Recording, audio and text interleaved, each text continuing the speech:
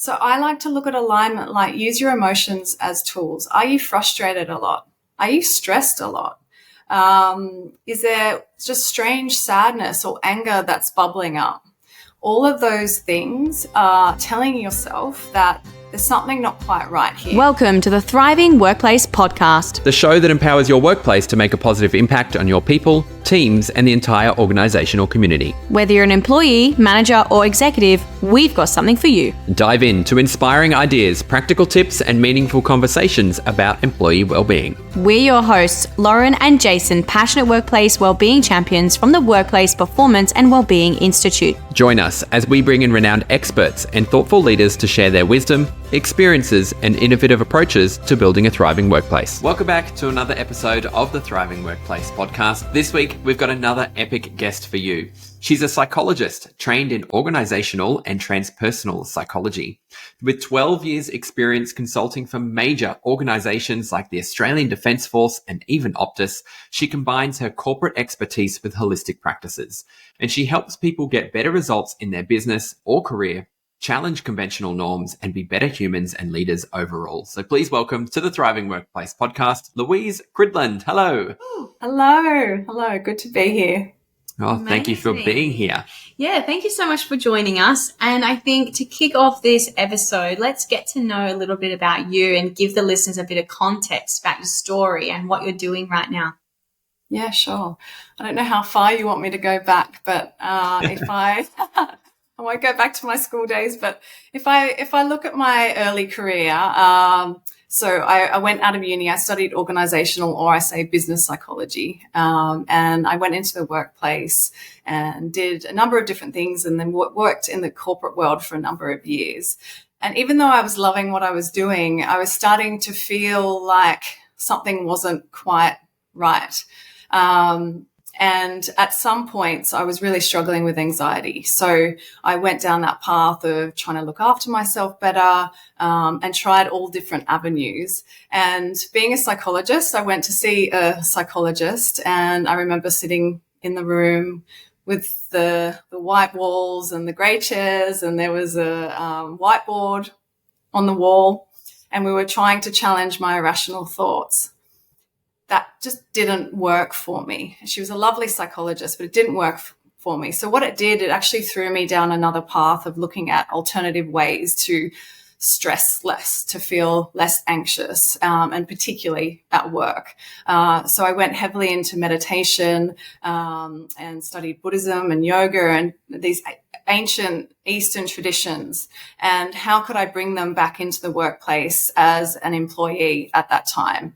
And I was doing a lot of speaking. So naturally you get quite anxious. Well, in the early days anyway. So I really used and got to learn how to use my breath. And that was really what catapulted me out of anxiety, something as simple as that. And what I'm doing at the moment is really exciting. I'm working with clients with different struggles. Some are really high up in their career and they're really successful, but they're feeling unfulfilled, or there's something not quite right. Or there's people who's wanting to get some more speaking engagements or be promoted within their organizations. So really looking at their mindset and how they may be holding themselves back from their internal world. So interesting. Yeah. And I'd love to dive more into those sorts of mindset challenges. What are the most common ones that you see then in the workplace? Yeah. Look, I think this is human bound across humankind. Yeah. But I don't know if you've heard of the term the inner critic, but it's that inner dialogue that really everyone has. And what was really helpful, I was listening to an entrepreneur who's a multi-billionaire, and she said, I still get that inner critic. And yet she's so on the surface into the external world, very successful. And that was such a turning point for me, even being trained as a psychologist, to go, okay, everyone has this inner critic, no matter how successful. So how can you work to stop listening to it? That it's actually always going to be there. I think people want to get rid of it, and they just want to stop their anxiety. They want to stop their stress, or they want to stop that voice that really always beats them up or is critical. But you have to change your tact and go, okay, it's always going to be there, but I can turn the volume down on it and I can keep moving in the direction of my passions and dreams and so forth. I love that. And it's definitely something that I've had in the past, an inner critic. And I've named mine Russell. So it's like Russell in the bushes in the background. It's like, no, Russell, not right now. Go back in the little bushes back there. But I love that how you said turn that inner critic down. If someone was listening right now and they thought, okay, my Russell is right in my ear right now, what are some ways that they could turn that inner critic down? I know it's probably a bit of work, but what's some simple steps that they could do right now? Yeah. So I like to look at mindset just like you go to the gym, just like you, or yoga, or whatever it is. It's practice. And I think when people think about their mind, they don't think about it like just doing exercise or aiming to get stronger or more fit, but think about it in terms of being more mentally fit. And when I say mentally fit, it's being flexible. So it's not always listening and hearing those thoughts as gospel. So one of the things that you can do is, okay, I'm noticing that Russell is here again, and I'm going to choose to not listen. So I'm going to choose to turn that voice down. I know Russell tends to come up when I stretch myself or I put myself forward, and Russell tends to show up. It can also be, for me, I often find I don't get the thoughts anymore. I used to have a very strong inner critic, but now I notice it's more an emotional thing. So if I'll stretch myself and push myself to speak at a certain event or whatever it might be, once I put my hand up or even after the event, I feel a sinking feeling in my stomach or a heaviness in my chest. And it's like, who am I to do that? What do I know? Do I know enough? Am I smart enough?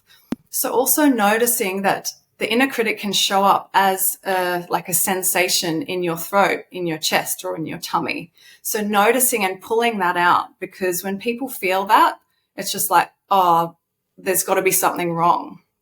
So another, to answer your question, another strategy is to label it and notice the sensation connected to the thought. And then can you breathe?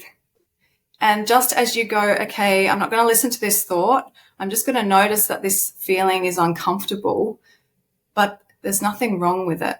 I'm going to breathe, and then it passes. Emotions always pass. That's the best thing about them. We can't get stuck in the one emotion forever. Yeah, I love it. And I resonate so much with what you say, because you have that yoga background and I'm a yoga and meditation teacher as well. So I love beautiful. Everything that you're sort of intertwining with the Buddhism, and, everything's just temporary, nothing's permanent. And that's something that they teach in Buddhism as well, which I think can help people when they realize that. The dark times or what you're experiencing right now will pass. It isn't permanent. Yes, and I can't remember if it was Rumi or someone saying something about any emotion, you welcome them like a guest who turns up at your door, and you welcome all of them. You don't have to like them, but you just have to learn to sit with the uncomfortable sometimes and not let it overwhelm you, which, is sometimes easier said than done. Yeah. Yeah, for sure. And something that we see with the work that we do with clients is a lot of sort of people pleasing, and then that puts pressure on them to perform in a certain way, or they don't feel like they're good enough at their job. So how can people maybe work through that and become a bit more confident and let go of some of the people pleasing tendencies that they have? Yeah. So people pleasing is a really interesting one, and a lot of people don't realize it's a stress response, just like fight or flight. So it's the body's natural reaction to go into this sort of people pleasing state.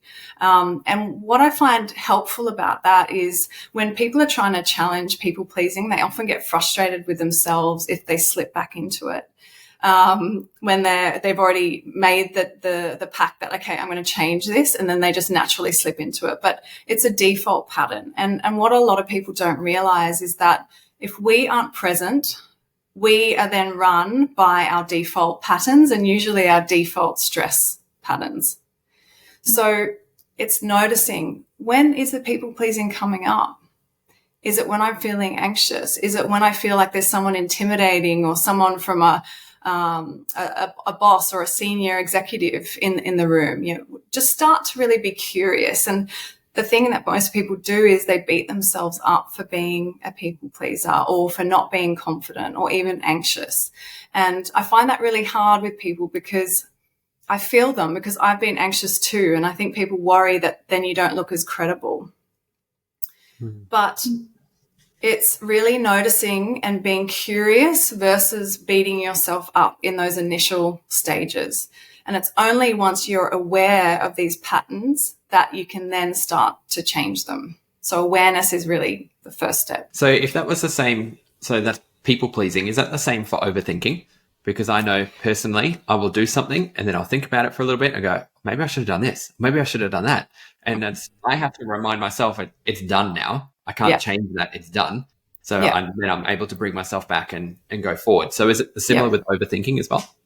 So this is a really helpful trick, especially in the workplace when you can tend to overthink maybe what you've said in a meeting or some choices you've made. If you can take action on that thought, great, then it's problem solving. If you just keep going round and round in circles about, I could have done this, I could have done that, and it was in the past, then it's overthinking and it's not helpful. So can you take action on that thought? Like, okay, I'm going to try something different next time. I'm going to maybe note it down. Then that's problem solving. If you're just ruminating and going round and round in circles, then it's overthinking. And then again, awareness. Okay, is this helping me? Do I feel good when I overthink? And see if those couple of questions can start to help you to stop. But on that, I find it interesting because we've dived a lot into like neuroscience and human behavior. And even though we know that something's not serving us, we kind of get this kick out of hurting ourselves and being in this dark place. Is there something that you can maybe comment on and something that you've seen in the profession that you're in? Yeah. And I like to think about it if we really simplify neuroscience, our brains and bodies are trying to keep us safe. So if you think from an evolutionary perspective, and I don't know how much you know about the brain, but really simply, our brains are actually we're not stuck in the old ages, but our brains are very similar to how we were when we were living off the land and we were in tribes. So we have to be aware that our brains are always moving us towards safety. And so that could also be away from emotional threat or social threat. So often that inner critic is actually just trying to keep us playing small, keep us not actually putting our hand up at the meeting and putting our 2 cents in, even though we know what we're talking about. It's trying to keep us emotionally and socially safe, not to stand out. So it can be so helpful to start to notice that tendency of yours that, okay, this is just my brain trying to keep me safe. However, it doesn't keep you moving towards what you're really here for and those big dreams and visions you might have. Now, a couple of weeks ago, we were running a workshop and there was this person, I won't go into it, but they've said to us that, hey, Jace, I feel like I've got everything. I've got the career that I really want. I've got a great loving relationship at home, but I always feel like there's something missing. And then I actually knew you were coming on the podcast as well. And I said, well, I'll speak to Louise about this as well, because I know this is one of her fortes around this. If someone feels like there is something missing but they've on the surface level, looks like they've got everything, what could they do with that? I love talking to people about our emotions. And look, when we all went to school, we probably didn't learn about our emotions at school. I think they're getting better these days, but, that wasn't really in PE. And so one of the first things and how I work with people is educating people about their emotions. And even as a psychologist in my training, I had to learn this myself, that emotions are tools. So can you be curious to that feeling of whether it's unfulfillment or it's sadness or whatever it might be? again, can you notice it? Can you be curious rather than saying, okay, there's something wrong with me. What do I do? Can you come back to, okay, so this emotion is a tool. It's trying to tell me something. And then from there, it's like you probably know, Lauren, from a yoga or a Buddhist perspective, can you be curious versus critical? And then can you go into it? And what I would then do with clients is, are you living aligned with what really matters to you? Let's get clear on what really matters to you. And we start from there. And I think often people can think, okay, I need to change my job, I need to get a bigger house, I need to go on a better holiday. And I can't remember who said this, but it's about rearranging. They try and rearrange the externals before they rearrange the internals. So before someone's going to leave a career, I always talk about, okay, let's go inward and look at your emotions as a tool, and let's get clear about what's really important to you. And is your life aligned to that? Because if they're feeling like that, it's usually not. Yeah, so true. And I think it's interesting because our internal world is a reflection of our external, and we just keep trying to juggle everything and change everything external, thinking that's going to reflect on the internal, but it doesn't change anything. I think everything is at the core root is internal to us, but it creates a lot of change. You need that sense of courage to be able to go deeper within yourself and to ask those questions. And I feel like that could be maybe a barrier for people actually maybe seeking the help that they need or doing the inner work. I mean, what are some barriers, Louise, that you see people face and stop them from actually being fulfilled and happy? And do you mean the courage to actually go and talk to someone, or both? I mean, I think courage to say, yes, I need help, I don't feel right, I'm not happy, but then also the courage to go, okay, this is going to be hard, doing the inner work. It's not easy. We've been in this personal development journey, in this growth journey. It's not easy to face up to your demons and the dark shadows that are inside you without going before the podcast, but it's true. As a human being, you've got the light and the dark, and you're going to experience both things. And I think we put a mask on and we don't want to see the shadows and we don't want to see the dark elements of being a human being, but they're there. Yeah. So I'm just curious to know maybe what are some barriers that you see? How can people break down those barriers so people can be more fulfilled and happy and they're thriving both at home and in their workplace? I want to link it to resilience, because there's a lot of talk about resilience in the workplace. And resilient people, the one of the biggest predictors of why someone's resilient is if they seek social support or support. And what I love about this is because even though there's a lot less stigma about seeing a psychologist or a coach or whatever, there's a lot of people that think I can do this on my own. I'm strong enough to do this on my own. And I think that's a barrier, feeling like it's a strength to try and just figure this out yourself. But if you think about these resilient people, they know when they need help and they get it. That's someone who's smart. That's someone who's strong. And when someone can commit to go, okay, this is going to feel very vulnerable, that is real inner strength. So to try and challenge some of your stories, and I don't know about you too, but from my parents' day and age, they didn't really see psychologists and they were from a different time. And so our generation and younger years are still carrying a lot of those stories that it's wrong or you're weak to go and speak to someone. So I want to try and challenge that inner barrier that someone might have around seeking support. And I think the other one you've already touched on is it's scary. And I'm already so busy at work and I've got all these different responsibilities. I don't have the energy to then work through this stuff. So I want to say to those sorts of people that we have to be really gentle, but also firm with ourselves, that this life that we've got is so precious and we have to take responsibility for our time on this earth.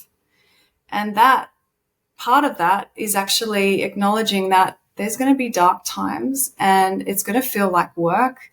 And if we want a really meaningful life, we have to start to face the very thing that we might have been avoiding for a very long time.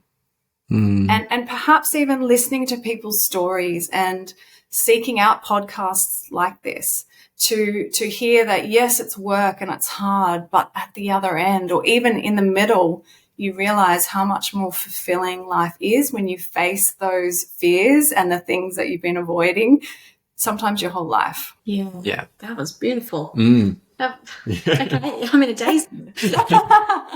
Perfect. Yeah, so Yeah, amazing. I want to go back just a little bit, Louise, because you said something along the lines of, are people living aligned to themselves? How would either someone know that they are, yes, in alignment, or the opposite of that? Hey, I'm out of alignment. And if they are out of an alignment, what can they do to bring themselves back in? Great question. Again, use your emotions as tools here. Alignment, it's a bit of a word that's a buzzword and thrown out a lot in the self-development space. So I like to look at alignment like use your emotions as tools. Are you frustrated a lot? Are you stressed a lot? Is there just strange sadness or anger that's bubbling up? All of those things are telling yourself that there's something not quite right here. And again, we don't want to be critical. I like to look at it as you've got this system, and when we're feeling those sorts of emotions a lot, the system's just out of whack. So how can we just tune it up a bit? So then how do we bring ourselves into alignment? For me, it's really starting with what's important. What is exciting? And this doesn't have to just be in the workplace. What I do with clients is get people to start to track, what was that really awesome conversation? It might have been really random at work, but what was that awesome conversation you had and you felt really lit up and excited? What was that thing you noticed on your feed that was really intriguing to you? Is there something in the workplace that just really sparks your interest? So following those little sort of breadcrumbs start to get you back into alignment with who you are and what makes you happy. And we're all different in that way. Mm-hmm. And I think for me, if I starting to watch my journey, I started to feel quite inauthentic at being a psychologist. And I wasn't working with clients in the way that I fully wanted to, because we talk about meditation in psychology, but not much about strengthening your intuition and your connection to the earth and finding deeper meaning in some of the, I guess, spiritual traditions. And so it's really been a process of this is starting to feel out of alignment. I'm not feeling lit up by these sessions I'm having with people because I'm hiding myself. And so when you start to notice things like that, where it just feels like you're holding yourself back or you're not being, I mean, this word authentic is really cheesy, but you're not being true to you, then it might be some signs that you're not in alignment. And so then as my process really has begun to stand up as someone who, yes, I'm trained in business psychology, but I'm also trained in this transpersonal eco-psychology, which is looking at deeper meanings to life and how can I bring the two together? And then I'm starting to feel in alignment again. I'm passionate, and you can probably see, I'm excited about these topics. And this is the last thing I'll say. When people are aligned, they start to attract more opportunities into their life because people can feel that essence and that passion and that aliveness within them. That resonates so much because obviously with what we do, I want to bring in, the spiritual side and the mindfulness, and we do. But I know what you're talking about. Like at the beginning, I was so closed off. I won't talk about even being a yoga teacher because some of these workplaces might not like the spiritual aspect. So it's been a journey, and I'm still on that journey of attracting the clients that are open to that, and I can be my full expression of myself. So thanks for sharing that. I'm sure many of the listeners will also resonate with what you've said. Yeah. Welcome. Well, thank you, Louise, so much for your time on the podcast. We have enjoyed all of these, insights and the conversation. I'd like to know, where can people find you? Sure.